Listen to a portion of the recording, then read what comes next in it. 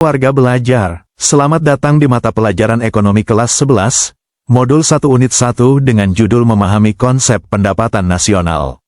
Pendapatan nasional bukan sekadar angka di atas kertas, melainkan sebuah indikator krusial untuk mengetahui kondisi ekonomi dan tingkat kesejahteraan suatu negara dalam satu periode tertentu.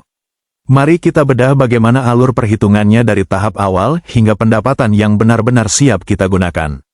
Kita mulai dengan produk domestik bruto atau GDP. GDP merupakan jumlah nilai tambah yang dihasilkan oleh seluruh unit usaha di dalam wilayah suatu negara. GDP juga dapat dilihat dari total konsumsi rumah tangga, sektor usaha, hingga pemerintah.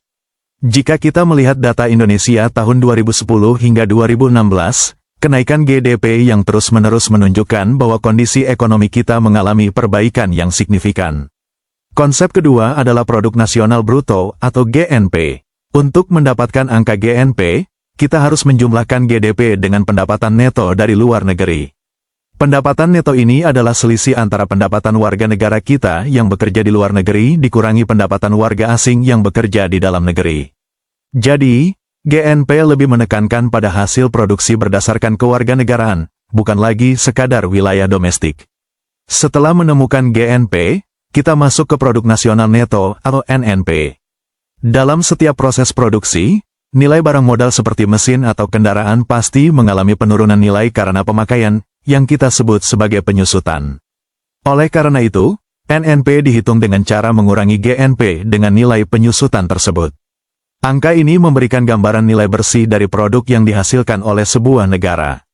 Langkah selanjutnya adalah menghitung pendapatan nasional neto atau NNI. Konsep ini dihitung dengan cara mengurangi NNP dengan pajak tidak langsung dan menambahkannya dengan subsidi dari pemerintah. Pajak tidak langsung adalah pajak yang pembayarannya dapat dilimpahkan ke orang lain, contohnya seperti pajak saat kita membeli makanan atau pulsa. Sementara subsidi adalah bantuan nyata pemerintah untuk meringankan beban masyarakat. Konsep yang keenam adalah personal income atau pendapatan perorangan. Pendapatan ini mencerminkan apa yang diterima oleh individu, namun perhitungannya cukup detail. Kita harus menambahkan transfer payment, yaitu penerimaan yang bukan merupakan balas jasa produksi tahun ini, lalu menguranginya dengan iuran sosial, premi asuransi, laba yang ditahan oleh perusahaan, serta pajak perseroan atau pajak yang dibebankan pada laba perusahaan. Warga belajar perlu memahami komponen pengurang dalam pendapatan perorangan. Laba ditahan adalah bagian keuntungan perusahaan yang tidak dibagikan kepada anggota atau penanam modal guna keperluan ekspansi. Sedangkan iuran sosial dan asuransi adalah dana yang dikumpulkan untuk proteksi masa depan seperti jaminan kesehatan atau hari tua. Semua ini adalah bagian dari pendapatan yang tidak langsung diterima di tangan individu. Terakhir, kita sampai pada disposable income atau pendapatan bebas. Inilah pendapatan yang benar-benar siap untuk kita belanjakan atau ditabung. DI diperoleh dari pendapatan perseorangan dikurangi dengan pajak langsung. Pajak langsung adalah pajak yang bebannya tidak dapat dialihkan kepada orang lain, seperti pajak penghasilan, pajak bumi dan bangunan, serta pajak kendaraan bermotor yang wajib dibayar oleh pemiliknya. Penting bagi kita untuk membedakan antara pajak langsung dan tidak langsung dalam konsep ini.